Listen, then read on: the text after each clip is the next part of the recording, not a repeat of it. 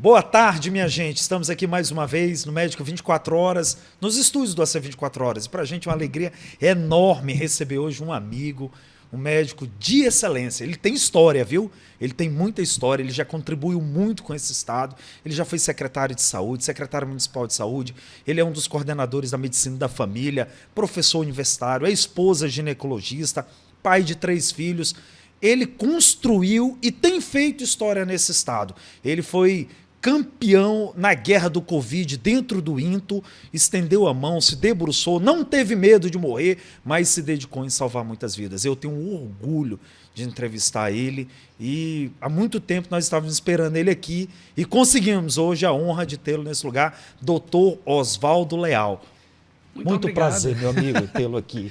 Muito obrigado, depois dessas palavras, não é? Satisfação muito grande. Oswaldo, obrigado. Você não é acriano, o sotaque já diz, né? Mas você já tem título de cidadão rio-branquense, título de cidadão acriano, você já foi secretário de saúde, secretário municipal de saúde, estadual de saúde, você ajudou tantos municípios ali em 2007, 2008, a sua equipe era tão boa, a gente sente tanta saudade. Eu trabalhava em Capixaba, olha aí. Município de Capixaba. E a sua equipe, você nos ajudou tanto ali. E assim, hoje tê-lo aqui, com toda essa história, já com os cabelos brancos, não é? De ter servido ao Estado. Conta um pouco da sua história pra gente. 25 anos, né? 25 anos recém-completados de Acre. Cheguei aqui em 99, janeiro de 99, para trabalhar no Exército. Fui convocado. Na época não tínhamos curso de medicina. Mas já veio como médico? Vim como médico, recém-formado. Pro Exército brasileiro? Pro Exército. Vim Você foi para município? Eu fui para Plácio de Castro, mas antes eu fui para Manaus, né? De Manaus, aí lá na 12ª, enfim, para onde vai e tal. Eu muito atento aos movimentos no Acre desde a década de 80. Disse, quero ir para o Acre. E aí, desde a década de 80 já pensava em vir para o Acre. Acompanhando, né? Acompanhando o movimento. Eu sou do interior de Pernambuco, de Surubim. E aí, minha casa, inclusive, fica na frente do Sindicato dos Trabalhadores Rurais. Meu pai tem uma história muito bonita também. Professor e formador de pessoas em Surubim. E a gente tinha muito vínculo com o movimento dos trabalhadores rurais. E aqui a gente acompanhava também o movimento de Chico Mendes, né? E na época do ocorrido com o Chico, a gente teve um evento também em Surubim que chamou muita atenção. E aí ficou essa marca, essa relação e essa coisa de ficar atento ao Acre, depois veio Marina Silva, enfim. E aí Jorge Viana, recém-eleito governador, e eu, recém-formado em medicina, convocado a servir na Amazônia e escolhi vir para cá. E aí iniciei minha carreira aqui no Exército, fiquei no 4º Bis e depois fui para Plácio de Castro. Substituí o Dr. Marco, que era no pronto-socorro? Não, inicialmente em Plácio. Ele estava em Plácio. Ele veio ao pronto-socorro, Marco, naquela época. Ele foi diretor do pronto-socorro, né? Depois ele foi diretor do pronto-socorro. E aí eu fui substituí-lo como tenente oficial do Exército em Plácio. Ele já capitão, né? Teve que vir para Rio Branco. E eu fui lá, fiquei 1 ano e meio mais ou menos, depois me desliguei e em seguida já fiquei em Plácido, fiquei por mais 2 anos e meio em Plácido, no Hospital de Plácido. Dali a pouco entrei no mestrado, aquele mestrado que começou a formar o corpo docente para o curso de medicina da UFAC. Entramos na primeira turma, eu e Elaine. Vocês vieram juntos, então você Elaine veio um ano depois. Veio um ano depois. Elaine é médica já formada, estava fazendo ginecologia lá e oncologia ginecológica e aí casamos, fui casar. Você tem 3 filhos acrianos, né? 3 filhos acrianos, 25 anos já. Gêmeos de 2002 e Cecília, Pedro e Lucas 2002 e Cecília 2006. E aí vocês vieram para Rio Branco? Aí a gente veio para Rio Branco por conta do mestrado, a gente veio fazer o mestrado, eu fui para o Tucumã, dali a pouco coordenei o Tucumã, o professor Amsterdã na época era o diretor da fundação, aí me chamou para coordenar a gerência de ensino na fundação, fiquei na gerência de ensino até 2006, quando veio o governo Binho, e aí fui participar e compor com muita honra a equipe secretário estadual de saúde. Qual foi o seu maior desafio como secretário estadual de saúde? Eita, Primeiro, ter a dimensão do que significava o estado do Acre, né? Conhecia muito pouco naquela época, apesar de ter circulado por conta do mestrado em algumas cidades, mas a ter a dimensão territorial da floresta, das pessoas, enfim, dos habitantes da floresta, dos habitantes das cidades, e desenvolver, né, junto com o governo, foi um governo muito interessante do ponto de vista de perceber essa potencialidade do Acre, desenvolver programas específicos para essas populações. Esse foi um desafio belíssimo. Vocês né? levaram aí eu já me lembro porque eu já estava nessa época.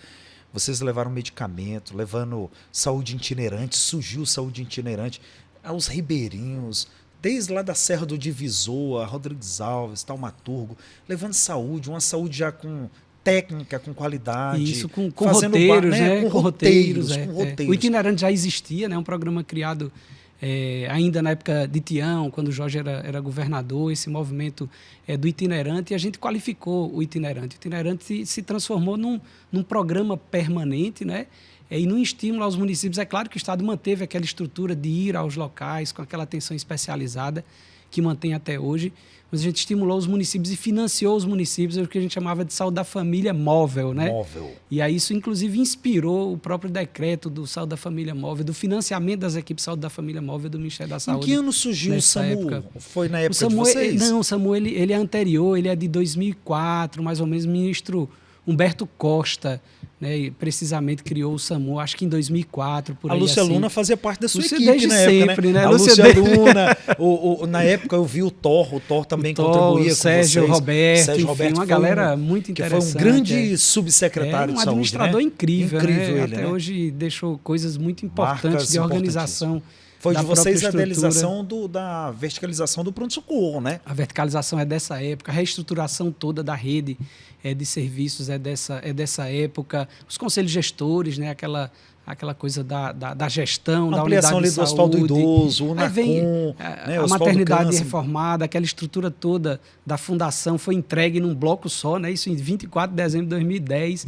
Aquela estrutura do Juruá, o governador Jorge Viana deixou o Hospital Regional do Juruá pronto para funcionar, a gente colocou o hospital para funcionar e aquela estrutura antiga do Hospital Geral, que se transformou em maternidade, aquela ali foi reconstruída e reestruturada para se transformar em maternidade. O Binho era muito técnico, né, como governador, né? E um gestor incrível, né?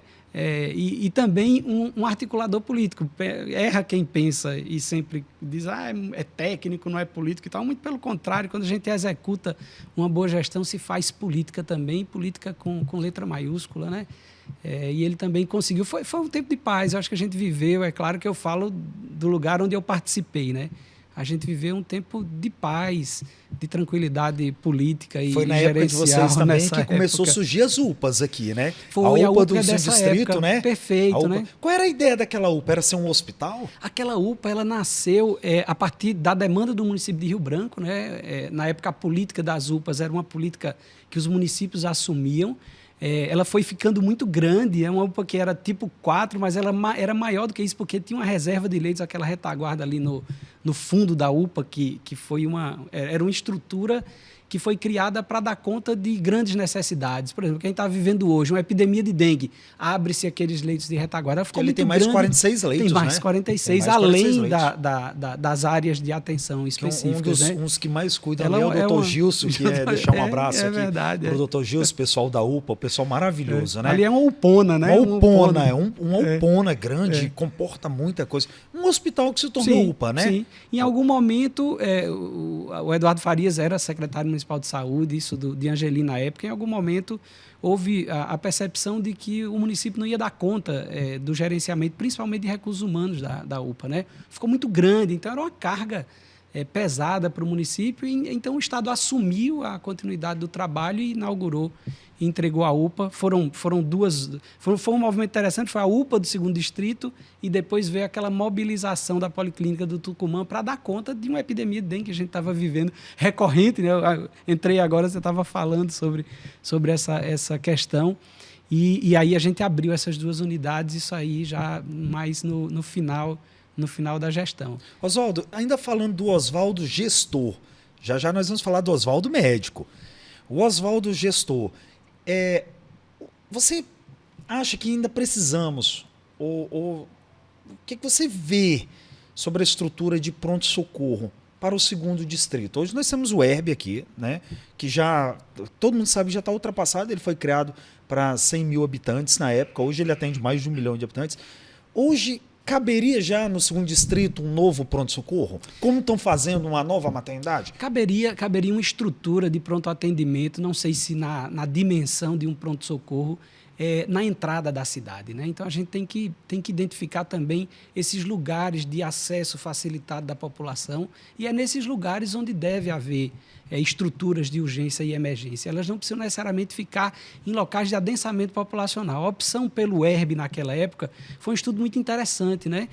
O governador Binho pediu um estudo de deslocamento da população e aí tempo médio de deslocamento. E aí, quando a gente posiciona o ERB no mapa de Rio Branco ainda hoje, você vê que ele é cortado ou ele tem um acesso facilitado da maioria das vias, das grandes vias de Rio Branco, da Ceará, da Getúlio Vargas, da Isaura Parente, da região dos bairros mais altos da cidade, pela Getúlio Vargas, pela Rocha Viana. Então, o ERB ele é um hospital muito central, né? E ali, então, naquela localização, imagine o acesso para uma ambulância. Para uma ambulância não existe trânsito, existe via, né? A ambulância liga o seu giroflex lá e o caminho precisa abrir, né? Então, assim, é importante a gente ter uma estrutura como aquela atendendo a cidade de Rio Branco, mas é claro que aquela estrutura ela não suporta mais a população do entorno, principalmente. Então, eu entendo que a gente precisa. Eu me lembro que a UPA da Sobral, a UPA Franco Silva, ela foi realizada ali na Baixada de Sobral justamente para desafogar pra também, dar conta né? disso, para né? dar conta, desafogar o pronto-socorro, desafogar a UPA do Distrito, a UPA da Cidade do Povo, já pensando naquele crescimento sim. Né, enorme dentro da Cidade do Povo. E é tanto que pegaram e desabilitaram a UPA, que era a UPA lá do Tucumã, e colocaram como policlínico, porque as outras já estavam dando sim, conta, que né? era a história natural do Osvaldo, Tucumã era voltar. Você né, acha que hoje já temos a Cidade da Justiça, nos grandes centros de cidade automóvel, cidade da saúde, não caberia já uma cidade da saúde em Rio Branco de concentrar maternidade, hospital das clínicas, hospital de base, né, até mesmo pronto-socorro, hospital da criança, centralizado? Não seria um bom projeto? Seria, isso você, né? como secretário de saúde, sim, né? Sim, a gente inclusive olha na Via Verde isso acontecendo, né? Isso acontecendo com a fundação já instalada há bastante tempo, o INTO, naquela rotatória da Armando Nogueira. Esse é um eixo importante, é um eixo de BR, é um eixo que tem um acesso facilitado para a população. E a UPA mais adiante, não é? Então, na medida em que a gente vá tendo o Hospital do Amor também, próximo da UPA, né? Então, imagine que a gente já tem um eixo, né? Não necessariamente uma cidade, mas uma linha, né? Um eixo em que essas unidades, que não são unidades de urgência e emergência, elas se estabelecem. Por quê? Como não há a urgência e a emergência do deslocamento, principalmente da população, não falo deslocamento por unidade móvel, ambulância, enfim, é um deslocamento diferente, você tem a possibilidade de reforço de linhas de ônibus, o deslocamento facilitado em veículo próprio. E aí, esses são os lugares onde essas unidades elas precisam estar, né?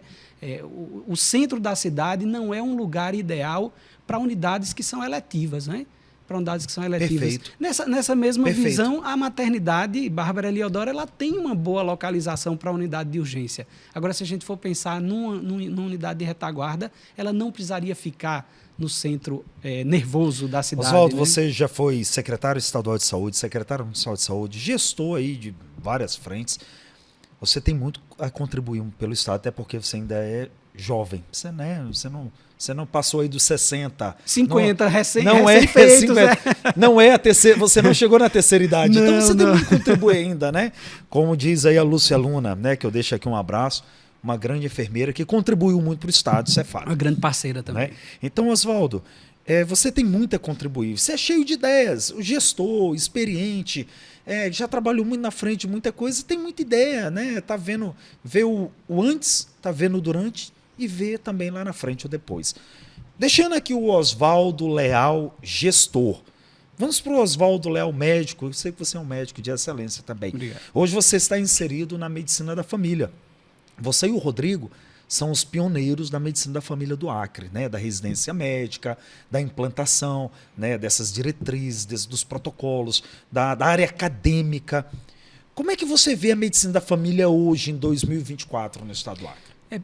Primeiro vejo com a necessidade de avanço da atenção primária. Né? A gente vem defendendo, a medicina de família está fazendo 20 anos de residência médica no Acre. Né? E nós já formamos nesse programa mais de 70 pessoas. Né? Dr. Marcelo Negreiros foi o primeiro residente nosso, na época que o Tucumã era a policlínica e era uma unidade ainda muito pequenininha, naquele formato dos centros de saúde antigos nossos aqui. Marcelo foi o primeiro residente, e daí nós temos aí uma história de formação 70. De aproximadamente 70. Acabamos de formar mais 4 residentes. Então, a gente já tem uma história na medicina de família aqui no Acre. Né? E uma história de contribuição não só na residência, mas nos internatos de medicina de família, na UFAC, o internato estruturado para a medicina de família, o internato rural ligado à medicina de família e comunidade. Você contribuiu muito com a Uninorte também, né? Sim, participei do projeto, né, de desenvolvimento do currículo da Uninorte. A gente colocou também um eixo de atenção primária naquelas práticas integradas de saúde. E esses eixos eles acontecem hoje nessas 2 escolas, porque também conseguimos construir isso dentro dos currículos escolares. Então, é uma história de estruturação da formação de médicos com olhar também para a atenção primária. Não é só para... Antes não havia atenção primária no currículo médico. Né? O currículo médico era um currículo voltado para a atenção especializada, para o hospital, para os ambulatórios, para as enfermarias, enfim. E aí, com a reformulação curricular a partir de 2002, a gente entra nessa lógica de utilizar a rede inteira como campo de prática, mas também oferecer ao médico a possibilidade de ser formado em todos os níveis de atenção. E a medicina de família, ela é a especialidade médica da atenção primária. Veja, é a única especialidade médica que responde por um nível de atenção inteiro.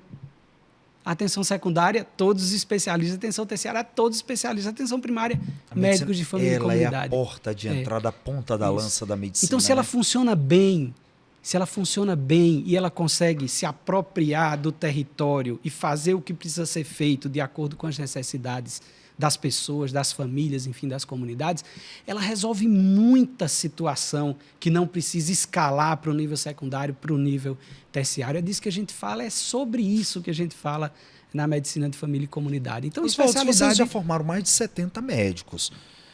Não está esses 70 médicos em Rio Branco. Não. O que está acontecendo para que esses médicos fixem residência dentro do estado do Acre? 70, formou muito. E o que está acontecendo com o êxito desses médicos? A primeira coisa, eu acho que é uma compreensão dos municípios de uma forma geral. Né? Vivemos aqui em Rio Branco, então uma compreensão também do município de Rio Branco de que eles precisam absorver o especialista. Né? Então, não dá mais para fazer concurso público. Rio Branco está tendo uma oportunidade agora de fazer um concurso público grande. Né? Abriu 3 vagas, espero que o edital seja resolvido.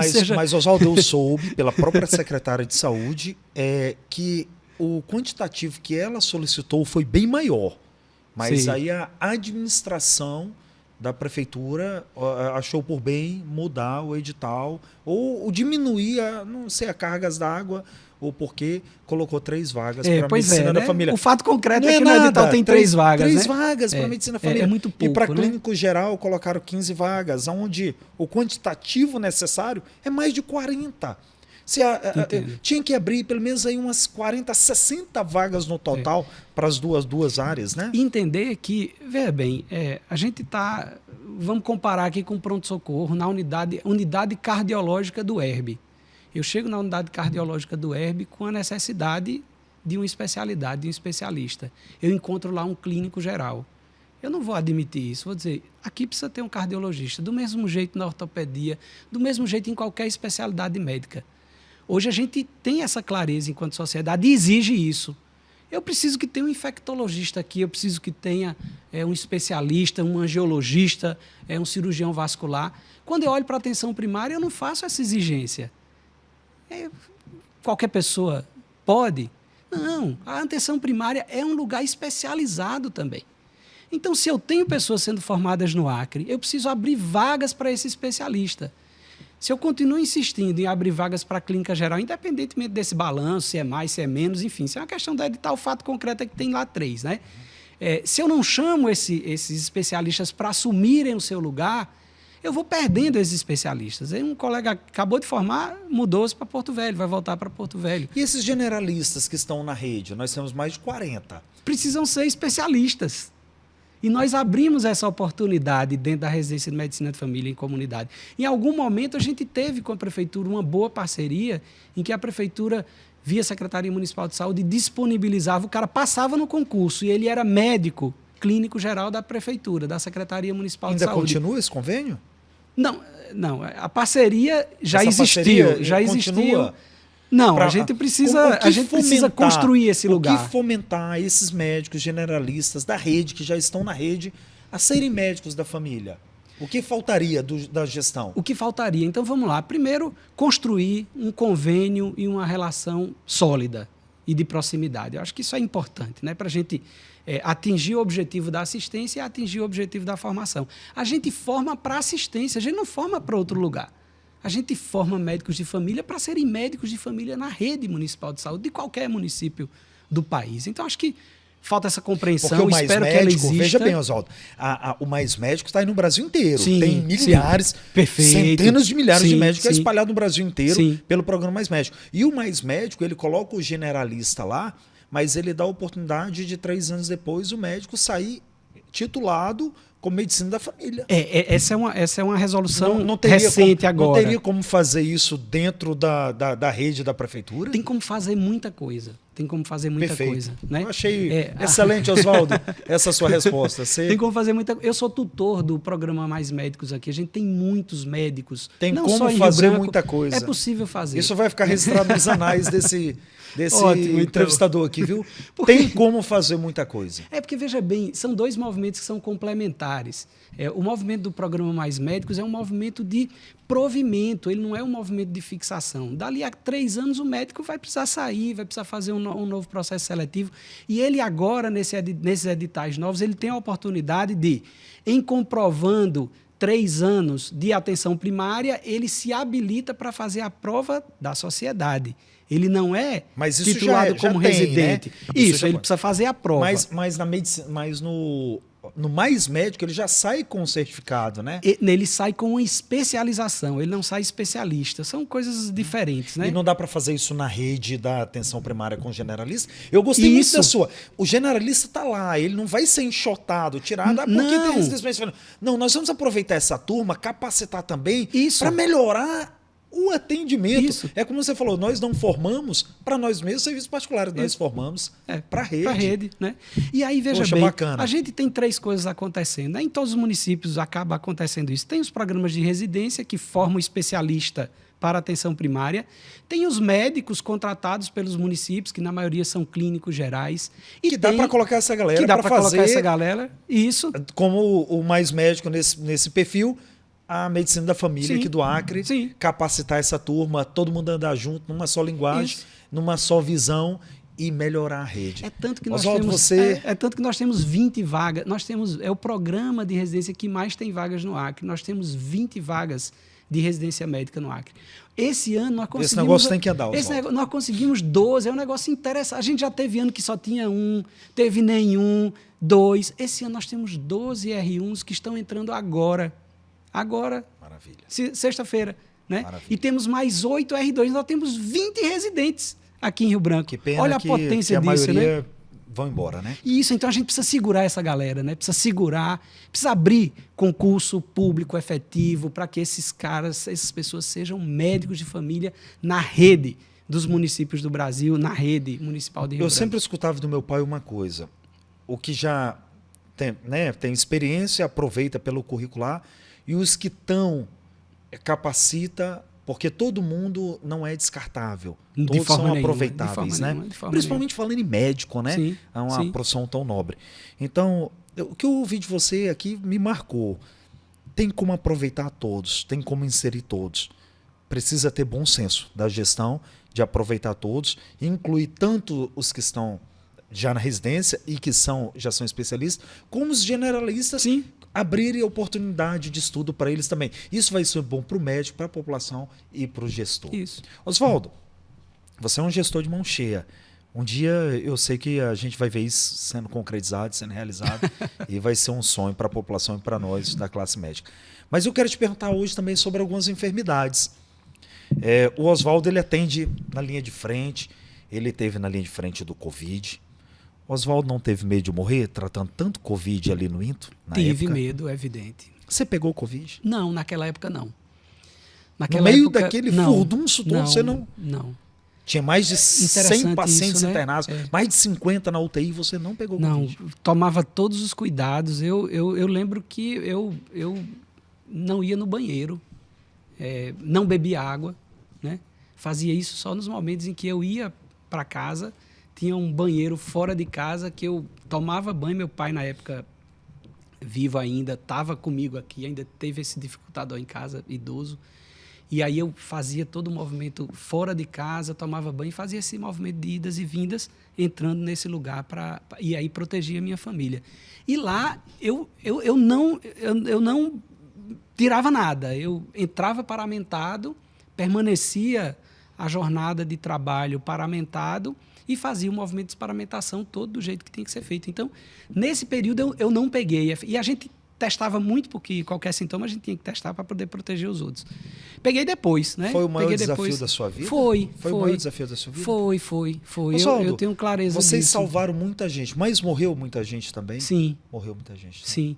Eu cheguei no INTO no período de maior dificuldade, que foi naquela segunda onda, que foi mais cruel do que a primeira, né? Porque a primeira teve acometimento mais de pessoas idosas com comorbidades e tal. Não que não seja trágico, né? Mas a gente viu na segunda onda não só um aumento da gravidade, porque a variante era uma variante mais agressiva, primeiro aquela variante de Manaus, depois veio a da Europa, e a gente tinha quadros muito mais graves, muito mais rápidos e acometendo um público muito mais jovem.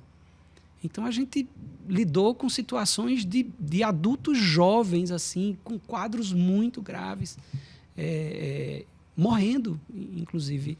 E foi interessante porque veio junto com a vacinação, né? Um momento muito triste. Veio junto com a vacinação e aí a gente viveu dois momentos, um momento de esperança com a chegada da vacinação em janeiro de 2021 e de uma doença muito agressiva, de um vírus muito agressivo, e a gente tinha até a campanha Me Dê Que Eu Tomo, né?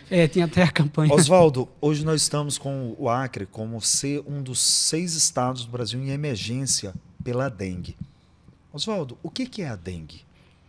A dengue é um problema de saúde pública grave, recorrente, e que a gente precisa aprender a lidar com ele. Antes de chegar aqui, eu estava prestando atenção na sua fala, e é exatamente isso, né?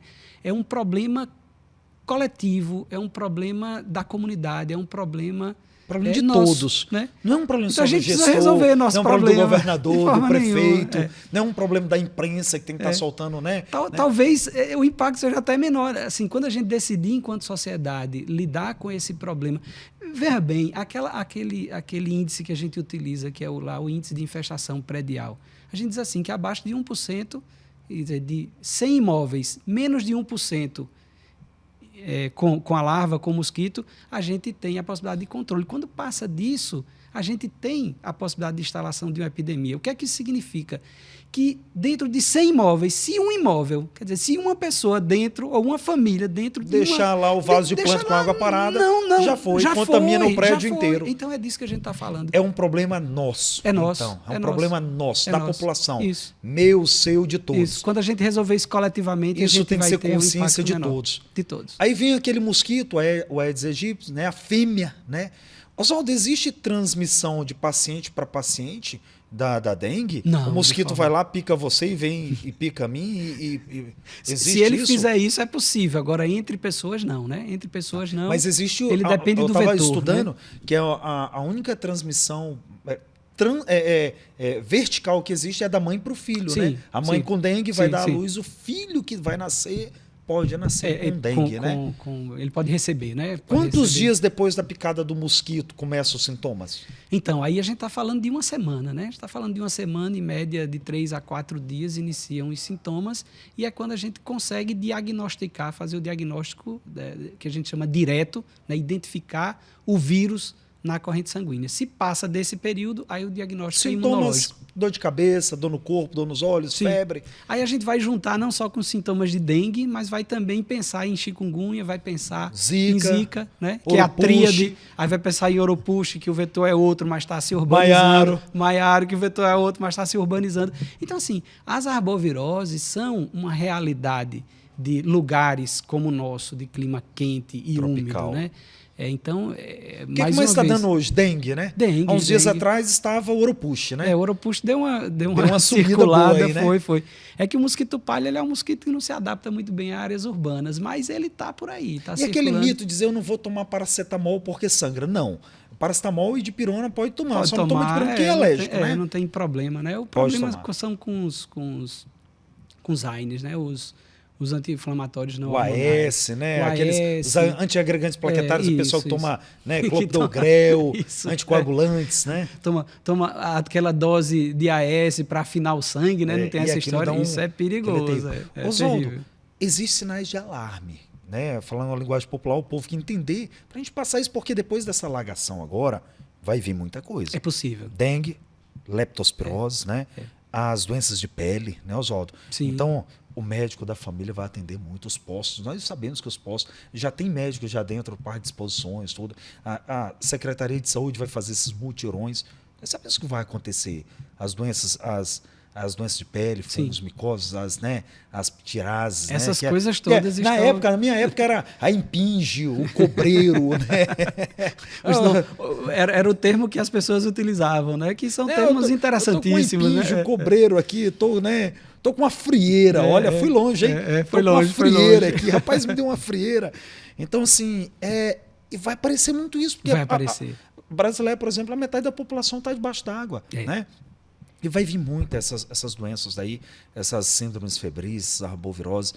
Qual é o recado que o Oswaldo deixa em cima dessa alegação? Tem tanta gente sofrendo, Oswaldo. Eu acho que primeiro é o cuidado com as pessoas que estão desabrigadas, né? O cuidado com as pessoas, o alojamento, a necessidade de preservação do que puder, dos bens materiais que são conquistados com muita dificuldade, né? A geladeira na prestação, o fogão na prestação, o colchão já deve ter ido embora, porque os móveis, enfim...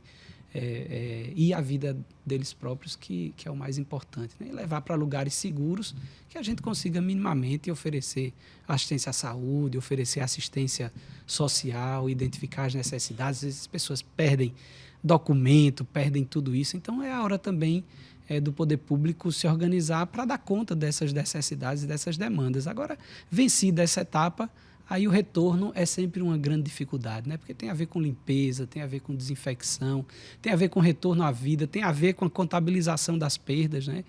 Às vezes até os locais se tornam impróprios para a residência. E a gente está vendo isso acontecendo cada vez mais, né? Então a gente já tem uma sequência de quantos anos com alagações que, de fato, deslocam grandes contingentes populacionais, né? O Acre está vivendo de novo isso, viveu ano passado, viveu...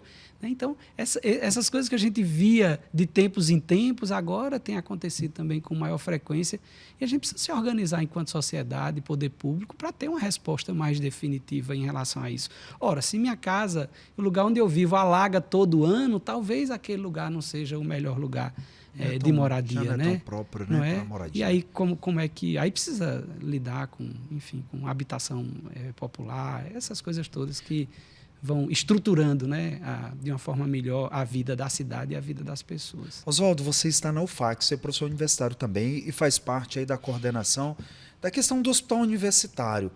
A Fundação Hospitalar vai se transformar naquela instituição federal, uma empresa que vem de fora, já federal, vai ser gerida de fato pela Universidade Federal do Acre. Como é que está a UFAC inserida nessa situação? Essa questão é muito interessante. Primeiro, é importante a gente lembrar que o projeto do HU da UFAC ele tem 11 anos. Né? A gente iniciou, eu sou dessa comissão original, a professora Guida não era reitora ainda, vice-reitora, coordenou a primeira equipe da UFAC, junto com o governo do estado na época, para dimensionar essa ideia do hospital universitário, que era uma demanda na época da Lei do Mais Médicos, né? Na Lei do Mais Médicos você tem um lugarzinho lá nela que estimula as universidades públicas federais a construírem projetos de hospitais universidades que não tinham esses hospitais, e eram poucas, naquela época já eram poucas, né? Basicamente Rondônia, Acre, Roraima, o Amapá, que acabou construindo o hospital universitário, e aí tinha o Tocantins, enfim, algumas universidades do interior, do Vale de São Francisco, Foz do Iguaçu. Então, uma parte da lei estimulava. Então, o professor Minouro, reitor na época, iniciou esse processo de discussão, conseguiu um recurso ali por 2016 e nós começamos a construir a ideia do hospital universitário, que se transformou num projeto arquitetônico e de engenharia em 2018, que foi apresentado e discutido com a sociedade, né? Então, um projeto que, inclusive, espelhava a necessidade do próprio Acre, porque a gente não fez um projeto assim da cabeça. Qual é a necessidade? Qual é o plano de necessidades que a gente tem? Na época, a gente identificou 400 leitos, com algumas estruturas que eram necessárias e tal. E aí esse projeto vem dessa época, né? A EBSER retomou essa história, visitou o Acre, a Universidade Federal, em outubro do ano passado, porque a proposta era que a EBSER, que é uma gestora pública de hospitais universitários, é uma empresa pública especializada em hospitais universitários. Ela gere hoje no Brasil 41 hospitais universitários. Muita experiência, então, né? Nós estamos falando da maior empresa pública de gestão de hospitais do Cone Sul, né? É uma empresa incrível. Claro, começou com dificuldades, ainda compreendendo como vai hoje. É uma empresa que administra com alguma tranquilidade. Imagina a potência de você ter 41 hospitais universitários, como é que são os processos licitatórios, como é que é o poder de barganha de uma empresa como essa, diz, vou comprar aqui 20 tomógrafos numa lapada só, um vai para o Acre, outro... Imagina, né? Então, a gente está falando de outra coisa, né? De outra coisa. E aí, fez-se a avaliação, a EBSER, junto com o Ministério da Saúde, avaliou esse contexto do projeto, percebeu que já existiam iniciativas do governo do estado que diminuíam essa possibilidade de leitos hospitalares, então a construção da maternidade do segundo distrito, o pronto-socorro pediátrico, que inclusive foram demandas que foram para o PAC junto com o Hospital Universitário, e aí um projeto que tinha 320 leitos, era 200 leitos na etapa 1 e mais 120 leitos na segunda etapa, ele ficou com uma margem de 120 leitos, né? E aí 120 leitos para o hospital universitário é pequeno, não é nada. E aí vamos para as alternativas, né? Uma das alternativas colocadas na mesa agora, no final de janeiro, com a presença inclusive do governador Gladson, foi... nós não vamos desistir, ou nós temos intenção de manter essa ideia de termos um hospital universitário vinculado à Universidade Federal do Acre. E aí sim, a presença do governo federal também prestando assistência ao Estado, o que me parece que é algo muito interessante, quer dizer, contribuindo com o Estado também com o investimento, e as despesas são relacionadas à saúde. E aí, a proposta alternativa, inviabilizado a construção de um prédio novo, de um novo hospital, foi a federalização da fundação, que é o hospital terciário. Podia ser qualquer outro hospital, mas... A questão financeira, então, do hospital vai ser também direto pelo governo federal. Sim, ele assume tudo. Essa é a proposta, né? Lembrando que... Porque hoje o que mais dificulta dentro, né? Ali o João Paulo é um guerreiro, um batalhador. Sim, a falta de recurso. Sim, conheço, né? Demais. Falta de recurso, vive de emenda parlamentar, atenção especializada do FAEC, né? Cara, não é? É caríssimo. Um transplante mesmo é muito caro. Né? Uma cirurgia de coluna custa aí R$100 mil, uma cirurgia, né? Então, manter tudo funcionando é muito a participação do governo federal, enfim, prestando também assistência. A gente imaginar o seguinte, assim, o Acre talvez seja ainda hoje o estado do Brasil que proporcionalmente é mais SUS. Nós temos 95%. Aí 95%, tranquilamente, 95% de prestação. Você vai para o estado da região sudeste, essa relação é 40-60, né? Então, o público é menos público, né? As pessoas precisam menos, porque aí tem planos corporativos, enfim, tem outra realidade.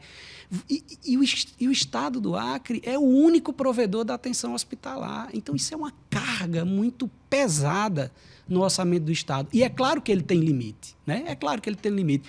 Ah, não consegue colocar o hospital de Brasileia para funcionar. Não é por eu imagino, não estou no governo, não participo do governo, mas imagino que haja uma dificuldade do ponto de vista. Não é porque não quer, né? É porque não tem o recurso. Então, poxa, se tem um ente que pode ajudar com custo elevado, inclusive libera o próprio Estado para investir mais no interior, para construir essa rede que precisa ser construída. E a presença de uma empresa como essa aqui no Acre claramente também qualifica a própria gestão hospitalar, traz investimento público federal, tem uma perspectiva de um investimento aí de 50 milhões de reais para o ano que vem e o próximo ano, dentro do PAC, para poder melhorar ainda mais a estrutura de lá. Agora, pelo que eu estou acompanhando, são tratativas que estão iniciando agora. A primeira reunião entre a UFAC, a EBSER e o governo do Estado, que foi uma reunião, inclusive, muito boa, muito amistosa, aconteceu na sexta-feira de Carnaval, né? Na sexta-feira antes do Carnaval. Então, essas tratativas estão começando agora, né? Muita coisa vai acontecer, o debate vai se estabelecer, como fica trabalhador, como fica investimento, infraestrutura, como é essa coisa toda, mas o caminho apontado é esse. Se, no final, vai dar certo ou não, claramente depende de muita gente, né? Depende do governo, depende da UFAC, depende da EBSER, depende do Ministério da Saúde, mas acho, assim,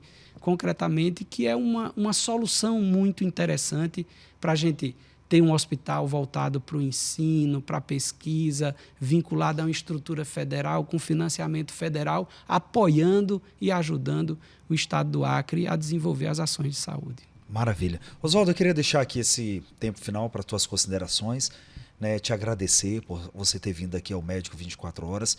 Eu ainda te vejo gestor, tá? Obrigado. Você ainda vai ser um grande gestor da nossa sociedade. Nasceu para ser médico, tem um sacerdócio na medicina, mas tem a vocação de gestor, né? Que Deus te abençoe, né? Cada dia multiplique esse conhecimento, essa sabedoria que você tem.